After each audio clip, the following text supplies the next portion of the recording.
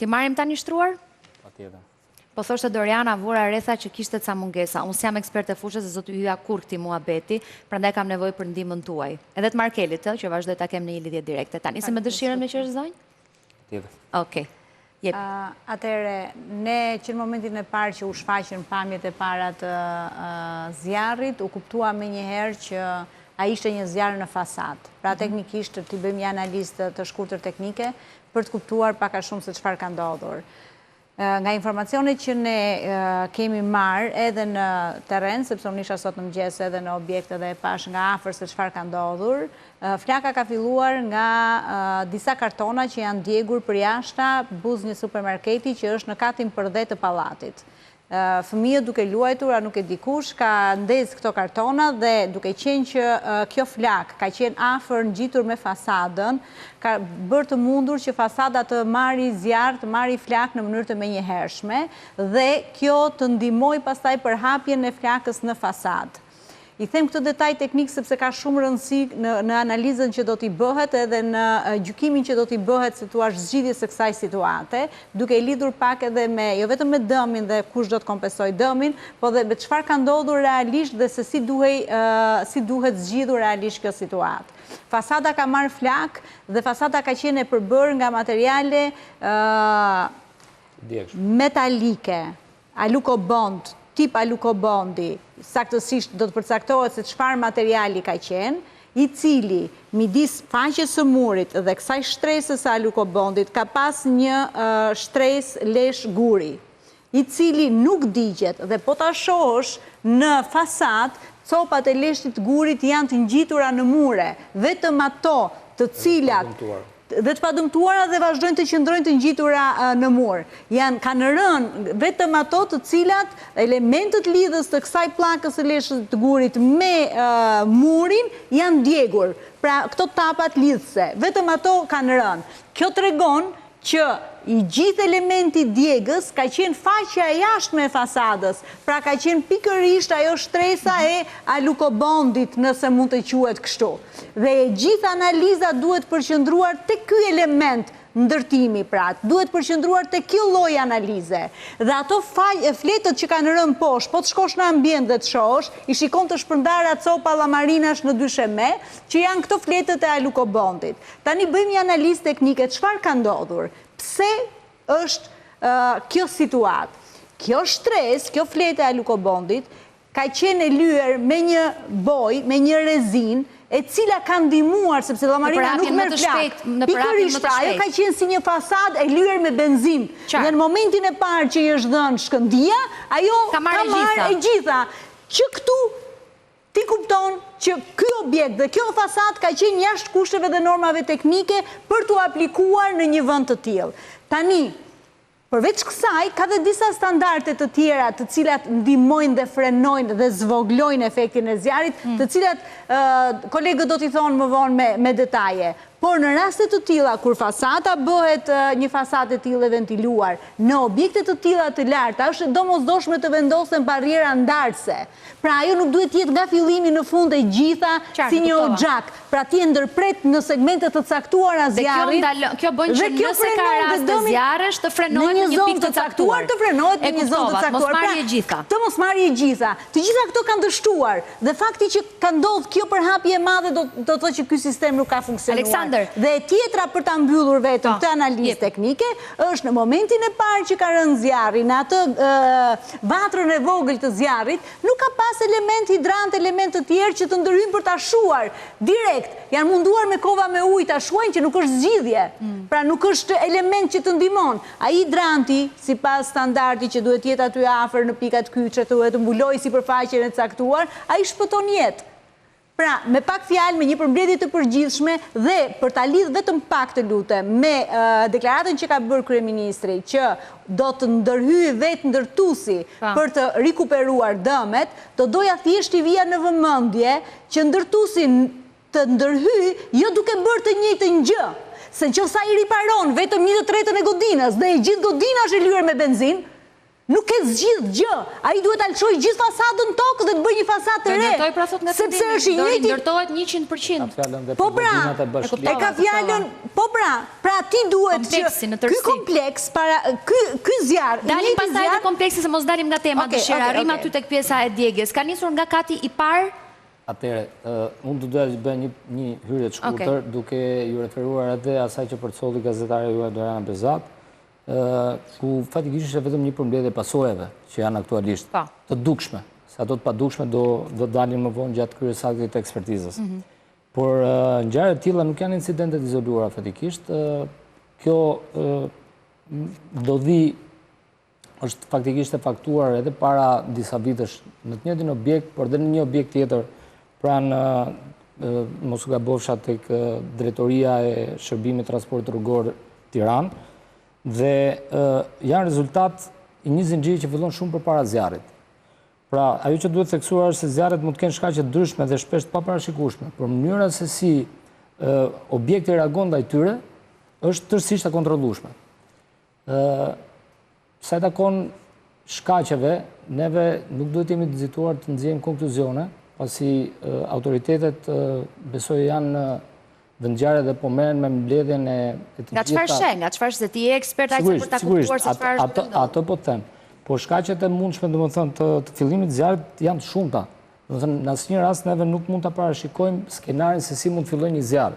Pra të tilla mund të jenë pagudesi njerëzore, defekte elektrike mbi kërkesë rrjeti, reakcione fiziko-kimike,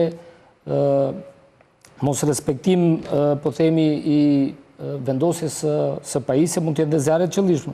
Për këtë arsye, fokusi nuk duhet jetë vetëm tek origjina e zjarrit. Fokusi duhet jetë tek aftësia e objektit për ta përballuar zjarrin. Pra, këto objekte duhet ndërtohen në mënyrë të tillë që pavarësisht se kush mund të jetë shkaku i zjarrit, ato të jenë të afta që të përballojnë dhe mos vim në këto situata me pasoja, sigurisht. Në mos vim në këto situata me këto pasoja kaq dramatike për sa i takon banorëve atje, sepse në shqyr themi që nuk pati asnjë viktim në njerëz, por trauma dhe impakti që do përjetojnë ato banorë do të jetë relativisht shumë e gjatë në raport me dëmet që kanë ndodhur. Kështu që në mungesë një akt ekspertize për ngjarjen në fjalë në rastin konkret, përhapja pa kontrolluar e flakëve tregon qartë për mungesë ose mos funksionim të elementeve bazë që duhen për mbrojtjes nga zjarri. Po sigurisht një ndërtim apo një aktivitet të caktuar ka dy lloje mbrojtje nga zjarri. Ka mbrojtjen aktive dhe mbrojtjen pasive nga zjarri. Në këtë rast? Mbrojtja aktive janë sistemet e diktimit, sinjalizimit dhe shuarjes së zjarrit, qofshin këto manuale automatike, siç mund të jenë sistemet e diktim sinjalizimit me sensor tymi, me sensor temperature, me sirena lajmërimi e kështu me radhë që të bëjnë në radhë parë njoftimin e hershëm të zjarrit në mënyrë që personat kompetent ose personat e trajnuar të marrin përsipër që të ndërhyjnë në kohë, sepse faktori kohë është shumë i rëndësishëm për menaxhimin e një situate zjarri. Nëse neve marrim njoftim për zjarrin në një periudhë që ka Lutem, më rritë pallati se do shkem në një moment të dytë të ndërhyrja e zjarfikses edhe mënyra se si në rastin konkret nuk e kisha për shërbimin zjarfiks. Shërbimi zjarfiks sigurisht duhet lajmërohet në momentin e parë. Por edhe njerëzit që janë aty, sepse sot bizneset duhet të disponojnë mjete dhe pajisje që të bëjnë shuarjen e zjarrit. Doriana praskishte. Eksakt. Nëse nuk ka pasur, duhet bërë një analizë pse nuk ka pasur, dhe a kanë qenë të mjaftueshëm, a kanë qenë këto pajisje eficiente dhe të kontrolluara. Është qartësisht e kuptueshme. Pra eksakt, duhet bërë një analizë mbi ngjarjen konkrete. Markel, më thuaj ti si e lexon të gjithën, se s'dua të dalë në përsëritje. Paraforsi mishteroi përgjigjet, pak a shumë se në një linjë, por unë sërish mendoj që ne duhet jemi shumë të kujdesshëm kur shprehemi për çka ndodhi. Një fakt do t'ju them, informacioni dhe ndije me informacionin edhe në sot është ndryshëm. Ku ndryshon? Kështu që ne nuk mund të vlerësojmë në aspektin që jo po materialit çfarë tipi dhe çfarë lloji dhe çfarë ka ndodhur. Pra, në pikpamje të dhënies një opinioni, në eksperti duhet ta ketë pak më të kursyer, sepse në një farë mënyre ka dhe ndikim pak më të lartë. Kështu që shkaqet si ka ndodhur dhe çka ka ndodhur kanë përshtypjen që do të përkasin një kohë pak më të qetë për të analizuar dhe për dalë në përfundime. Për më tepër, kjo është një ngjarje që tani na është kthyer rutinë e përvitshme dhe duhet parë pak më në një plan më të gjerë. Po ashtu jam 100% dakord me elementin e ndarjes së mbrojtjes pasive dhe aktive. Mbrojtja pasive që ka të bëj, u përmend mbrojtja aktive dhe çka u tha atu jam tërësisht dakord, por në pikpamje të mbrojtjes pasive duhet parë akoma më në thelb, sepse është ajo mbrojtje që vetë ndërtesa ofron pa element pasurues, pra që ndihmojnë. Të dy janë të pasgjithshëm dhe kanë rëndësi që nuk mund t'ja marrë njëri tjetrin. E për pasoj, po që se këto dy shtylla nuk përmbushen dhe nuk zbatohen si duhet, gjithmonë do çaloj dhe do çedoj. Kështu që në vijat përgjithshme, unë mendoj se theksi dhe thelbi i çështjes duhet parë pak në një pamundësi që ne kemi si asambël për t'i dhënë drejtim këtyre gjërave, sepse kur përsëriten her pas here dhe ne kemi thjesht japim opinionin aty për aty sot për nesër, dhe harrojmë ç'a ndodh me arkun mes dy ngjarjeve, ky është një problem madhor. Shiko, nëse flisnim përpara disa muajsh, në mos gaboj, dëshira për flakët e rëna në një treg, që duke deri diku e qëllimshme, deri diku jo, etj me radhë, në këtë rast flasim për banesa njerëzish. Gjova një zotëri i cili kishte dhënë një intervistë për Doriana Bezat dhe thoshte e kam blerë 150.000 euro shtëpim para pak kohësh. E para një banor, kur ble banesën, unë mendoj që është shumë e vështirë për mos thënë e pamundur që t'ju hy këtyre analizave, a ka konstruktin e duhur, betoni që kanë përdorur, sa unë tani nuk jam eksperte dhe s'di të përdorë emrat e materialeve që duhen, por çdo kush besoj që ka të vështirë, përpos jush që jeni ekspert të fushave dhe normalisht mund ta pyesni një ndërtues. Patjetër. Në këtë rast banori është me 0 përgjegjësi faj nëse ka dhe siguracion të shtëpisë që është absolutisht shumë okej. Në rastet kur një nga ata banor nuk e ka siguracionin e shtëpisë, çfarë ndodh? Atëre, në këtë rast ai banori nuk mbulohet nga siguracioni. Në momentin kur ajo quhet një rast emergjence dhe fatkeqësi dhe klasifikohet si e tillë nga organet dhe institucionet shtetërore, ndërhyn shteti për të bërë kompensimin, siç duket. Kjo situatë ka ngrit vëmendjen të themi e institucioneve, përderisa dhe vetë kryeministri ka dalë dhe ka thënë që ne do të marrim masa dhe kompensimi do t'i vi si pasojë e kategorizimit të ngjarjes si një emergjencë për të cilën shteti ndjen përgjegjësinë. Do ta marrin ata përsipër.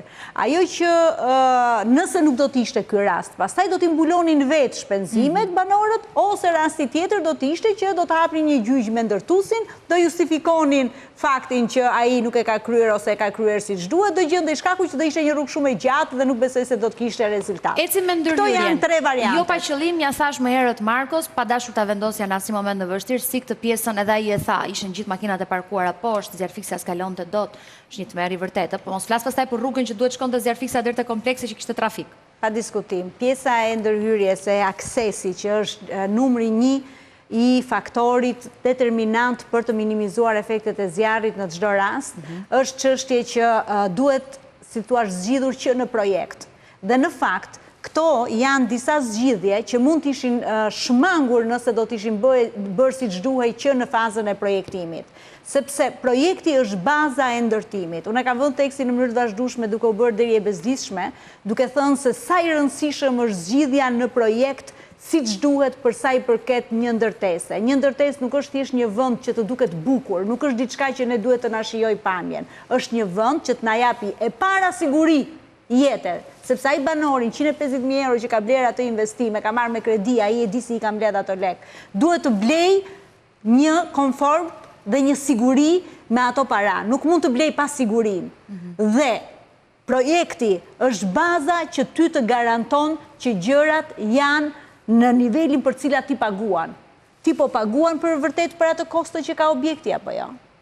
Dhe zgjidhjet teknike midis projektit. Kur merr kredi të vjen vlerësuesi, po kur s'ke kështu, kredi edhe vlerësues. Shiko, edhe vlerësuesi, si thuash, nuk është garantor teknik.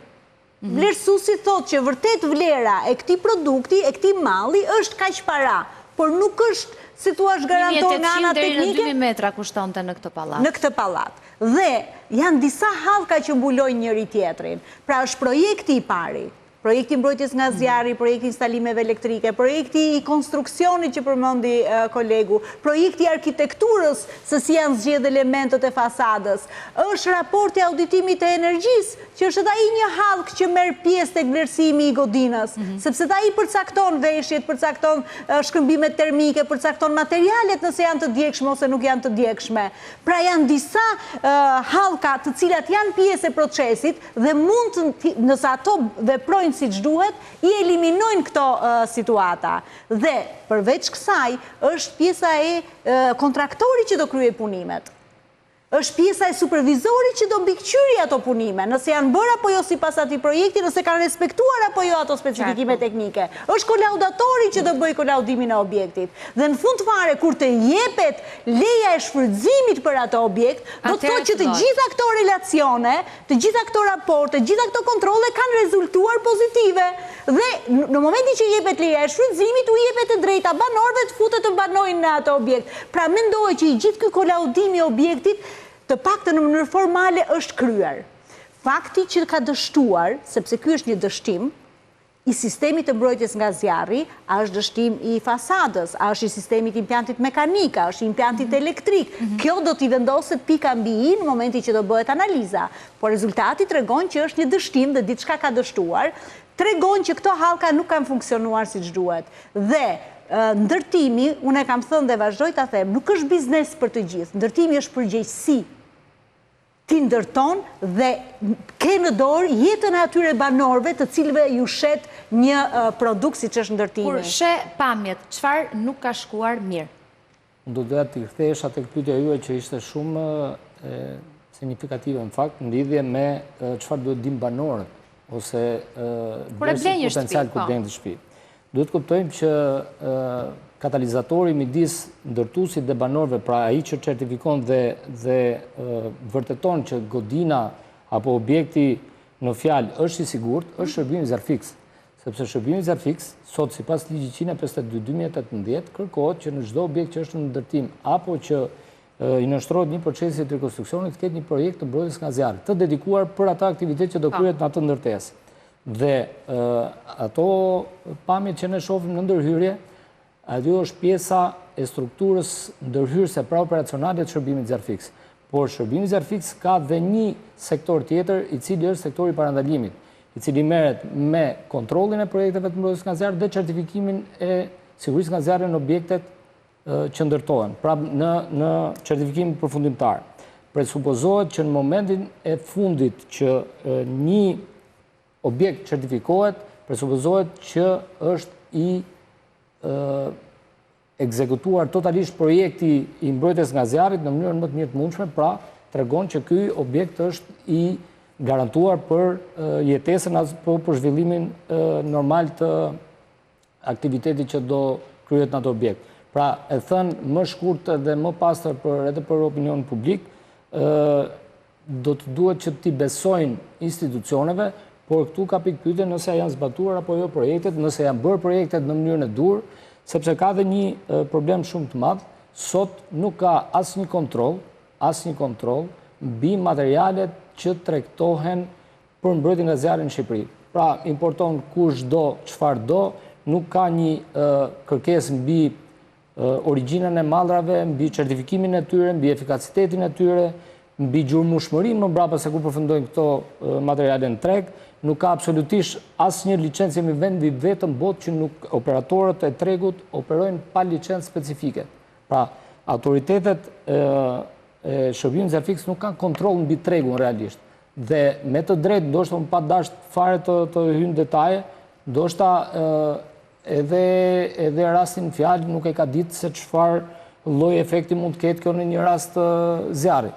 Pra, nëse nuk do ketë kontroll nga autoritetet dhe përcaktime të qarta, këtu kërkohet vetëm zbatim standardesh, nuk kërkohet që të shpiket asgjë. Po, shumë e qartë. Të zbatojnë standardet ndërkombëtare, kryesisht ato europiane, pasi ne aspirojmë që të hyjmë në Europë. Nuk mund pretendojmë që zhvillimi urban sot të eci me hapat që është dhe nuk jemi absolutisht kundër, por duhet të jenë masa, duhet të jenë jashtëzakonisht rigoroze. Autoshkalla, po ta shohim aty në këtë moment, autoshkalla shkon deri në lartësi caktuar. Çfarë bëhet me katet më lartë të atyre objekteve në ndërtim? Markel, në të tilla raste, sa zgjasin hetimet për të pasur një përgjigje dhe kush mban përgjegjësi? Përpara se të përgjigjem, a mund të plotësoj diçka? Po, shkurt nëse është, të lutem. Problemi që ne kemi 3 kontrolle të ndryshme, pra ne pas kemi dhe kontroll për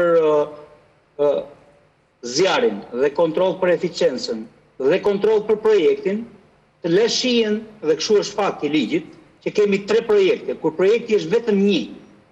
Dhe shtimi i institucioneve që bëjnë kontrolle nuk zgjidh gjë dhe ne do ta vuajmë gjithmonë më tepër nëse nuk e shikojmë kështu këtë gjë. Këtë element, që ka vetëm një projekt dhe ai është i harmonizuar në të gjithë hallkat e tij. Lidhur me hetimet në këtë rast mund të jenë të koklavitur dhe të zgjasin pak. Në fokusin, pra aq sa dhe njoh më mirë që mund të flas, në pikpamje të strukturës është dhe elementi që realisht do të zgjas pak më tepër nëse do të hyjet dhe do të analizohet me kujdes. Ndonse mendoj që zjari nuk ka pasur një depërtim shumë të zgjatur në të gjithë brëndinë e objektit, por kjo duhet saktësuar, sepse skeleti, kockat e strukturës, në qofse kanë qenë në një ndikim të zgjatur 3-4 orë ndaj temperaturave të larta, mund të cënojë dhe integritetin strukturor të ndërtesës. Pra, cilësinë e aftësisë mbajtëse. Në këtë rast, mund të kishte rënë thuati, po të ishte dëmtuar aq shumë për 4-5 orë. Nuk mund ta them sepse në pamjen e parë të merret kam me shqetësim është zjarri i jashtëm, por në qoftë se do të hyjet për një kulumtim të plot, procedura mund të zgjasë edhe 1 apo 2 muaj, nuk diskutohet atë pjesë sepse nuk mund të ketë një përgjigje me të parë, por duhet me prova dhe të dalë korrekte përgjigjet. Sepse ndryshe ne nuk zënë vend për nesër. Të ketë një reagim të paktën edhe se pallati do ndërtohet, siç thot kryeministri, dhe jam e bindur që kështu do ndodhë, do rindërtohet nga vetë ndërtuesi, po të jetë në standardet e duhura dhe të shohim se ku do vendosen këta njerëz gjatë një viti, 2-3, sa do dojë pallati të ndërtohet. Temi rindërtim, bëhet fjalë për rindërtim nga e para, apo për... do ta bëja atë pyetje, po si jeni personat e duhur dhe nuk është se ju do dini të më jepni një përgjigje.